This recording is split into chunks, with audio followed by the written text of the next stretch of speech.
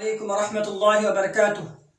الحمد لله نحمده ونصلي على رسوله الكريم. أما بعد، أعوذ بالله من الشيطان الرجيم. بسم الله الرحمن الرحيم. إن صلاتي ونسكي ومحياي ومماتي لله رب العالمين. محترم ناظرین، آج میں آپ لوگوں کے سامنے عشرۂ ذی الحجہ کی کیا فضیلت ہے اس کے بارے میں بیان کروں گا۔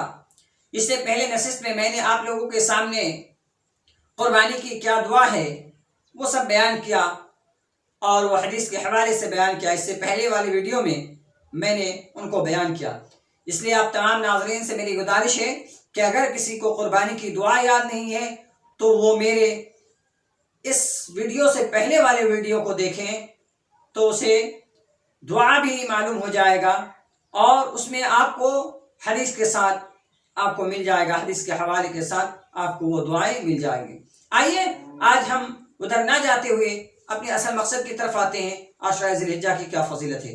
عشرۂ ذی الحجہ کی بہت ہی فضیلت ہے، حدیث میں بہت سارے ان کے فوائد آئی ہوئی ہیں۔ آئیے سب سے پہلے ہم لوگ سنتے ہیں اللہ کے رسول صلی اللہ علیہ وسلم کی حدیث۔ یہ حدیث بخاری شریف کی حدیث نمبر 969، بخاری شریف کی حدیث نمبر 969 ہے جو میں آپ کے سامنے بیان کروں گا۔ اللہ کے رسول صلی اللہ علیہ وسلم نے فرمایا کہ ذی الحجہ کے پہلے 10 دنوں سے بڑھ کر کسی دن کا عمل اللہ کو زیادہ محبوب نہیں ہے۔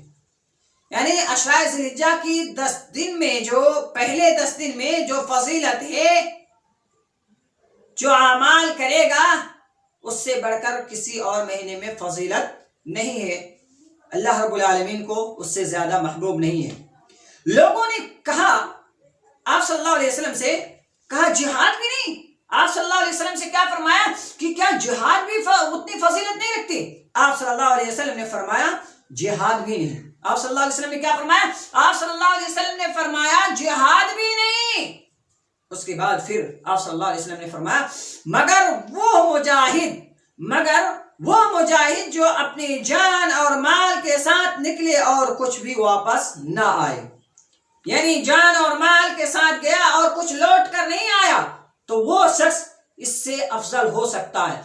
لیکن اگر بغیر کسی چیز کا کوئی اور عبادت کرتا ہے اس مہینے کے علاوہ یا اس دن میں عشرۂ ذی الحجہ میں اس کے علاوہ کوئی عبادت کرتا ہے تو جو شخص عشرۂ ذی الحجہ میں عبادت کرتا ہے اس سے بڑھ کر نہیں ہو سکتا ہے۔ ان کی بڑی فضیلت ہے، بڑی ہی فضیلت آئی ہے۔ اللہ کے رسول صلی اللہ علیہ وسلم کہ بہت سارے ایسے حدیث ہیں جو عشرۂ ذی الحجہ میں آپ صلی اللہ علیہ وسلم کرتے تھے۔ آپ صلی اللہ علیہ وسلم عشرۂ ذی الحجہ میں 4 ایسے کام کو نہیں چھوڑتے تھے، کبھی بھی آپ صلی اللہ علیہ وسلم نہیں چھوڑتے تھے۔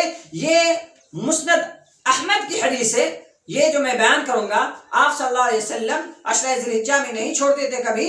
وہ 4 کام آپ صلی اللہ علیہ وسلم کبھی نہیں چھوڑتے، یا معمول وقت میں بھی آپ صلی اللہ علیہ وسلم اس کو نہیں چھوڑتے تھے۔ آئیے وہ کیا ہے؟ سب سے پہلے عاشوراء کا روزہ، یعنی یوم عاشوراء کا روزہ، یعنی محرم کی 10ویں تاریخ کا روزہ آپ صلی اللہ علیہ وسلم کبھی نہیں چھوڑتے تھے۔ اسی طریقے سے عشرۂ ذی الحجہ یعنی ذی الحجہ کے پہلے 9 روزے، ذی الحجہ کے پہلے 9 روزے آپ صلی اللہ علیہ وسلم رکھتے تھے۔ اسی طریقے سے مہینے کے 3 روزے، ہر مہینے میں آپ صلی اللہ علیہ وسلم 3 روزے رکھتے تھے۔ اسی طریقے سے آپ صلی اللہ علیہ وسلم فجر کی سنتیں نہیں چھوڑتے۔ آپ صلی اللہ علیہ وسلم یہ 4 عمل کبھی نہیں چھوڑتے تھے۔ تو اس حدیث سے ہمیں یہ معلوم ہوا کہ عشرۂ ذی الحجہ کی بڑی فضیلت ہے، کیونکہ آپ صلی اللہ علیہ وسلم عشرۂ ذی الحجہ کے پہلے 9 دن روزہ رکھتے تھے۔ بہت سارے ایسے احادیث ہیں جو آپ صلی اللہ علیہ وسلم نے آپ صلی اللہ علیہ وسلم عشرۂ ذی الحجہ کے پہلے 9 دنوں میں روزہ رکھا۔ عرفہ کے روزہ کی بات تو الگ ہے، انشاءاللہ جس اگلے نشست میں بتاؤں گا عرفے کے روزے کے بارے میں، لیکن سب سے پہلے عشرۂ ذی الحجہ کی جو فضیلت ہے وہ تمام چیزیں ہم کو سننا ضروری ہے۔ محترم حضرات، عشرۂ ذی الحجہ میں ہمیں زیادہ سے زیادہ قرآن کی تلاوت، اللہ رب العالمین کا ذکر و اذکار، اس کی حمد، ان کی تعریف کرتے رہنا چاہیے۔ ہمیں نفل نماز ادا کرتے رہنا چاہیے، اور عشرۂ ذی الحجہ میں جو ہمیں تکبیرات کہنا چاہیے، اللہ کے رسول صلی اللہ علیہ وسلم سے جو تکبیراتیں وارد ہیں ان تکبیروں کو پڑھتے رہنا چاہیے۔ ایک حدیث میں آپ کے سامنے بیان کرتا ہوں تکبیرات کے بارے میں۔ تکبیرات عشرۂ ذی الحجہ، تکبیرات عشرۂ ذی الحجہ، ذی الحجہ کے پہلے 10 دنوں میں کثرت سے تکبیرات کہتے رہنا چاہیے۔ پہلے 10 دنوں میں ذی الحجہ کی جو پہلے 10 دن ہیں ان دنوں میں تکبیرات کہتے رہنا چاہیے. حضرت سیدنا ابن عمر رضی اللہ تعالیٰ عنہ اور سیدنا ابو ہریرہ رضی اللہ تعالیٰ عنہ عشرہ ذی الحجہ کے دنوں میں بازاروں میں چلتے. کیا کرتے؟ بازاروں میں چلتے اور بلند آواز سے تکبیرات کہتے. کیا کہتے؟ بلند آواز سے تکبیرات کہتے اور بازار والے لوگ بھی ان کے ساتھ مل کر تکبیرات کہتے. اس سے کیا معلوم ہوا؟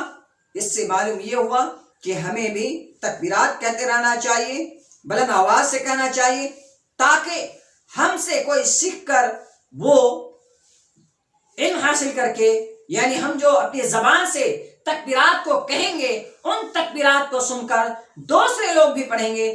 جس طریقے سے سیدنا ابن عمر رضی اللہ تعالیٰ عنہ اور سیدنا ابو ہریرہ رضی اللہ تعالیٰ عنہ بازاروں میں جا کر بلند آواز سے تکبیرات کہتے تھے تو ان کی تکبیرات کو سن کر بازار کے لوگ بھی تکبیرات کہتے تھے. اسی طریقے سے ہمیں بھی کہتے رہنا چاہیے. اگر ہم کہیں گے تو ہمارے جو پاس میں لوگ رہتے ہیں اگر اس کو یاد نہیں ہے تو وہ ہماری تکبیرات کو سن کر وہ یاد کریں گے، وہ اس تکبیرات کو پڑھیں گے. کہ ہمارے گھر کے جو خواتین ہیں، جو عورتیں ہیں، ان کو بھی تکبیرات پڑھتے رہنا چاہیے، کیونکہ ماں سے ہی تو بچے سیکھتے ہیں.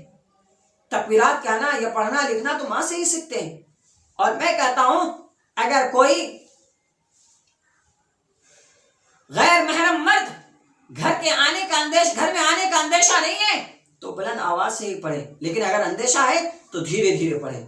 اس لیے خواتین کو بھی چاہیے تکبیرات پڑھتے رہنا چاہیے. یہ صحیح بخاری کی حدیث نمبر 969، یہ بھی صحیح بخاری کی حدیث نمبر 969 ہے. اور اس سے پہلے بھی یہ والی حدیث نمبر 969 تھا جو میں نے عشرہ ذی الحجہ کی فضیلت کے بارے میں بیان کیا ہے. اب آئیے تکبیرات کون سا کہیں. بہت سارے تکبیرات وارد ہیں لیکن ان میں سے میں ایک دو بیان کرتا ہوں جو مشہور ہے تاکہ ہمارے ناظرین کو یاد کرنے میں دشواری نہ ہو.